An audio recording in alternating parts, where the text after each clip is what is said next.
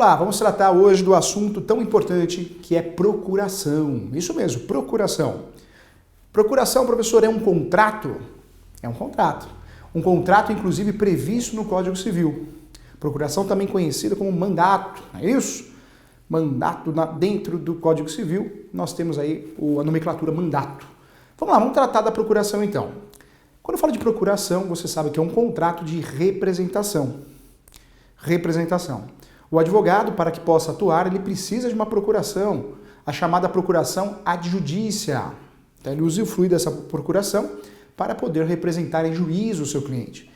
Quando eu falo da procuração, é importante lembrar que a procuração ad judicia não existe a necessidade do reconhecimento de firma ou de assinatura. Isso já foi defendido pelo CNJ. Professor, mas um juiz no seu despacho pediu para reconhecer firma. Você tem que fazer uma petição de esclarecimento, porque isso não pode ocorrer, uma vez que está muito bem claro no sistema jurídico, na jurisprudência, na doutrina, que a procuração ad judicia não precisa do reconhecimento de firma ou da assinatura. Então, importante, hein? Vamos lá, olha só aqui o conceito de procuração aqui aparecendo para você. A procuração começa, bem feita, começa assim com a estrutura. Toda procuração deve ter o título procuração. Então, a procuração bem feita começa com um título, como qualquer contrato.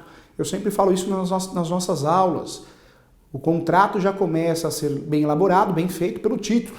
Então, tá aí, aparece para você. Então, a procuração começa pelo título.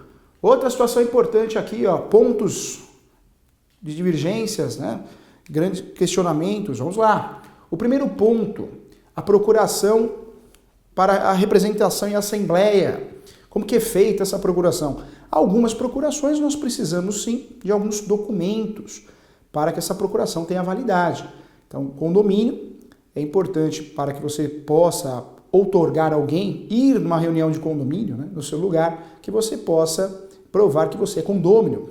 Isso também ocorre com PJ, para que você possa ser outorgado por alguém, PJ, empresa, você precisa dos atos constitutivos, provando que essa pessoa tem poder para tal determinação. Então, também é importante. Segundo ponto específico aqui, procuração ad judicia ou ad judicia. O termo mais utilizado, mais comum, ad judicia, é o termo que deve ser utilizado aqui na nossa proposta de pós-graduação, hein? É o termo correto, é o termo realmente adequado para que o advogado utilize. O que é importante você saber? Na procuração, nós temos aí a procuração especial e a procuração simples.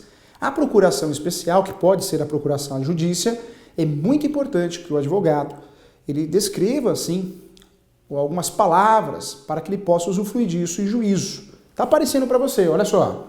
Receber citação inicial, confessar, reconhecer a procedência do pedido, transigir, desistir do pedido, renunciar ao direito sobre que se funda a ação, receber, dar quitação, firmar compromisso. Cuidado, sempre que você queira poderes especiais, isso deve constar na procuração, hein?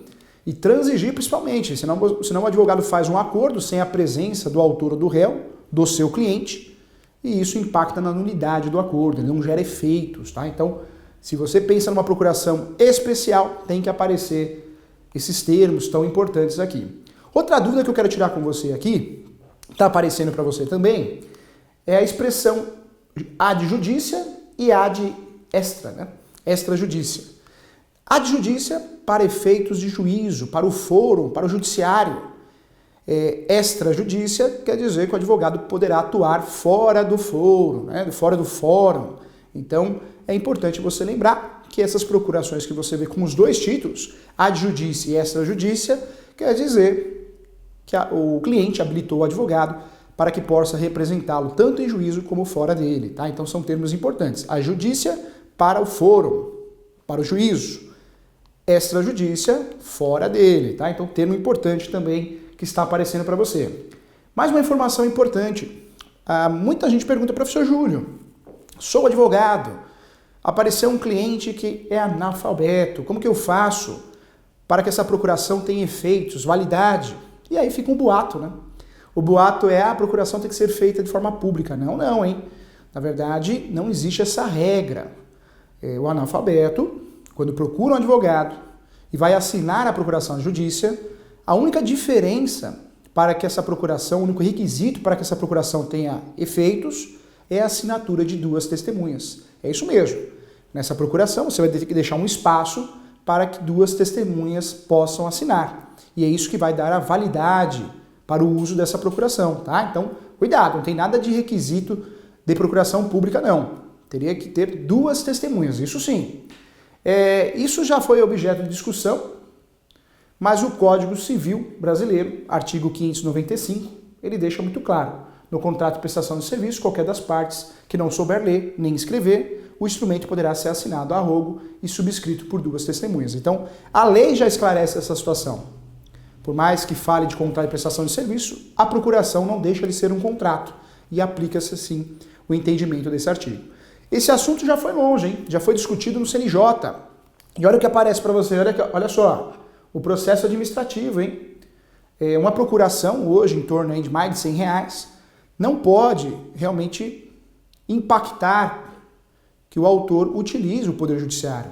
Envolve aí o direito de petição, não é isso? Então, toda vez que eu crio um problema para que o sujeito, o autor, possa usufruir do judiciário, eu estou realmente não cumprindo o princípio constitucional de direito de petição, acesso ao judiciário, acesso à justiça.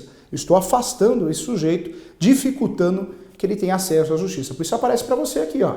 Tem até o número do processo aí, caso você queira verificar. Então, foi avaliado dentro desse CNJ, né, dentro desse processo administrativo, a procuração do analfabeto, como que ficaria. E ficou muito claro que pode ser feita através de instrumento particular, desde que tenha assinatura de 2 testemunhas, tá? Então é importante também. Olha só, outra situação importante, hein? A procuração ad judicia concedida ao advogado precisa obrigatoriamente estar assinada por 2 testemunhas? E eu trago a resposta, claro que não. A única procuração que precisa de 2 testemunhas é aquela procuração que é feita, outorgada, né, para um analfabeto, tá? Então, em regra não, só no caso do analfabeto. E aqui aparece para você também uma decisão que realmente esclareceu de forma definitiva que a representação processual do analfabeto, se existe uma obrigatoriedade da procuração pública, seria sim uma forma de afastar ele do Poder Judiciário. Então não exige essa representação, esse requisito ou esse ato solene, tá? Então é importante você saber. Quem pode passar procuração, professor? Na tela para você, olha a pergunta aí. Quem pode passar procuração? Então vamos ficar atento. Os maiores de 18 anos, não é isso? Capazes, mas o menor também, desde que tenha a supressão, suprimida a sua incapacidade. Menos que 16, ele vai ser representado. Dos 16 aos 18, ele vai ser assistido. E aí sim, eu vou suprimir essa incapacidade, essa procuração. Como qualquer contrato, terá validade, tá? Mas a regra é o capaz. Então, importante também. Quando eu não posso usar uma procuração? Então, direitos da personalidade. Toda vez que eu falo em direitos da personalidade, está aparecendo para você, eu não posso outorgar a alguém, né? Eu não posso dar esse poder para que alguém me represente. Direito da personalidade tem a ver com nome, mudança de nome. Artigo 5º da Constituição Federal. Direito da personalidade, estou falando de direitos personalíssimos. Então não posso fazer procuração que envolva o direito da personalidade. Situação importante que está aparecendo para você. Veja alguns exemplos aqui quando não pode ocorrer por procuração. Atos que não devem ocorrer por procuração. Testamento, eu não posso fazer testamento para o Fernando aqui e o Fernando fazer um testamento para mim, não posso fazer isso. Então, testamento não é um ato para procuração. Exercer cargo público, também não, hein? Não posso passar para ninguém o cargo público. Prestar serviço militar, jamais, também não pode ser objeto de procuração. Abrir mão da integridade física, né? Doação de órgãos, também não. E renunciar aos direitos de imagem. Reality show, A Fazenda, Big Brother, Fernando que gosta aqui, eu não posso fazer uma procuração, né? Não posso. Na verdade, quando eu aceito um convite de um Big Brother, A Fazenda, eu vou através de um contrato de uso de imagem, mas nunca procuração, tá? Então apareceu para você aqui, bem explicado aqui. Como que eu coloco fim à procuração, hein? Tema importante que está aparecendo para você também. Olha só, a revogação, então no caso do advogado, o cliente não quer mais o serviço do advogado, revogação, hein? Tanto na esfera da advocacia, mas também em situações onde tem uma procuração pública, revogação, eu faço a revogação no cartório, hein? Renúncia, o advogado que faz, né, o outorgado, outorgante, outorgado, ele não quer mais, ele renuncia esse direito. Então a renúncia também aparece como um ato de fim da procuração. Conclusão do negócio ou conclusão do processo, no caso da procuração de judícia, está aparecendo para você. Outra informação, término do prazo, quando a procuração tem prazo determinado, hein? Também é o fim da procuração. Morte, interdição e mudança de estado. Então a morte, né? Nós temos um cliente no escritório que queria movimentar a conta dos pais com a procuração, só que o pai já morreu. Não pode, essa procuração não tem mais efeito, não tem mais validade, hein? Outra situação importante também, a mudança de estado. Então você ficou viúvo, viúva, divorciou, casou, também coloca fim às procurações anterior ao ato. Também terá que fazer uma procuração nova. E a interdição? A interdição, estou tirando a capacidade. Tutor, eu quero a curatela, quero a tutela. Tutela, estou falando do menor, não é isso? Curatela do maior. Subestabelecimento, vamos lá, para finalizar a nossa aula, hein? Subestabelecimento, eu vou autorizar que alguém faça no meu lugar. Eu sou o outorgante, outorgou para mim, o outorgado, e eu passo para alguém fazer. Cuidado com o subestabelecimento, hein? Nós temos o subestabelecimento na advocacia, com reserva de poderes e sem reserva de poderes. Sem reserva de poderes, eu transferi o processo, passei para outro colega advogado. Com reserva de poderes, eu autorizei que ele faça uma audiência, uma diligência, somente um ato, né? Alguns atos. Então fique atento. Vamos lá. Para finalizar, hein? Quais as classificações das procurações, hein? Está aparecendo para você. Nós temos a procuração quanto à natureza, e essa quanto à natureza dentro do fórum, né? Judicial ou fora dele, então quanto à natureza. Segunda classificação, o instrumento, se é particular ou público. Então, a segunda classificação em relação ao instrumento, particular ou público. Mais uma classificação diferente, a terceira, hein? Quanto à finalidade. E aí essa finalidade, se a procuração é geral, se ela é específica. Aparece também a extensão da procuração, hein? Em relação à restrição, eu falo em relação à tomada de decisões. Se pode tomar decisões ou não. Normalmente quem outorga uma procuração para a gestão de um imóvel, esse outorgado, né, poderá aí tomar decisões em relação ao imóvel, alugar, rescindir, despejar. É importante, hein?